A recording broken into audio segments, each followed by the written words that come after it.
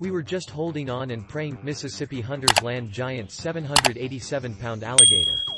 Alligator season is always cause for excitement, and it was especially so for first-time hunter Ty Powell of Columbia, Mississippi. What he didn't know is he and friends would tangle with almost 800 pounds of apex predator.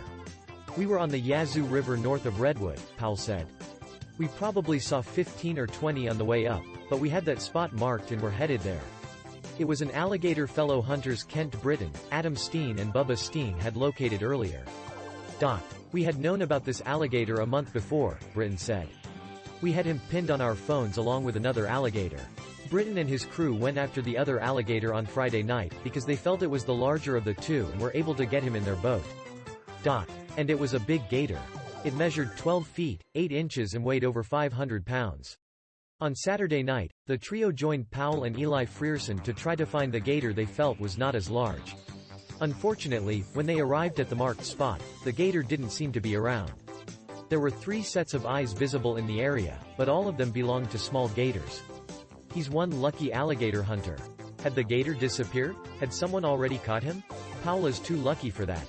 Getting an alligator possession permit is done by a drawing and thousands apply each year for one of coveted 920 permits. Some apply year after year and aren't drawn, but not Powell. It was his first year to apply and he was drawn.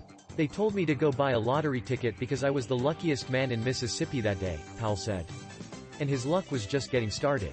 The hunting party continued upriver, then cut the boat motors off and quietly drifted back through the area where the gator had been spotted. When we got back down there, there was another set of eyes, Powell said. It was the gator they were looking for, and one of the team members hooked him with a rod and reel and handed it off to Powell. The gator pulled the boat Powell was in up and down the river until he wrapped the line around a log and got off. Powell's emotions sank. It's a little bit of helplessness, Powell said. You don't know if you're going to get another chance at him. When you feel that line loosen up real quick, it's an oh, no feeling. Even big gators make mistakes. Bubba Steen still felt confident about the situation. That's happened to me before, Steen said. About 4 or 5 years ago, me and Eli were on the river and had one. He got off 6 times.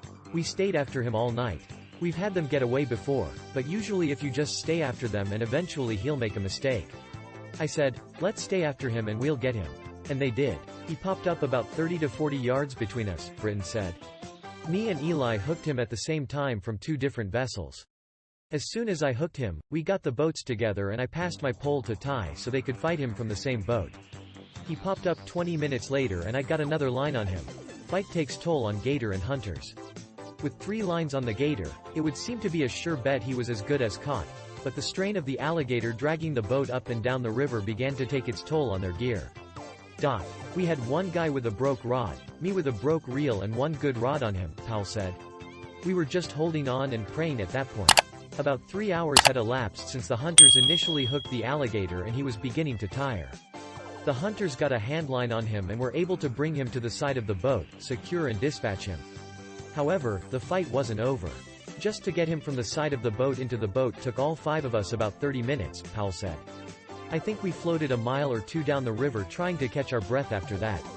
With the gator in the boat, the hunters realized it was much larger than the 12-foot, 8-inch alligator Britton and Bubba and Steen had caught the previous night, but they didn't know how much bigger until they took it to an alligator that could have been longer. The gator was 13 feet, 2 inches long with a belly girth of 66 inches and a 48-inch tail girth. On the scale, he hit 787 pounds. We were all in shock, Powell said. He was also missing part of his tail. I know 13-2 is huge, but at one time he was bigger than that. At the same time, Britton realized how much he and Bubba and the Steens had misjudged the sizes of the 2 alligators. We were off about 300 pounds and 6 inches, Britton said. The 13-2 was missing 6 inches of tail, if not more. For Powell, it was an experience he'll never forget. I'm still excited and shaking about it, Powell said. This is the first time I've put in for alligator tags or even thought about it and something happens like this. It was the hunt of a lifetime. These 4 guys that were with me, I can't thank them enough for helping me get that gator. I really need to go buy that lottery ticket. But what does one do with almost 800 pounds of muscle, teeth and hide? Powell said all of it will be utilized in one way or another. Nothing will go to waste on this gator, Powell said. From the head to the hide to the meat, I'm saving all of it. Yeah.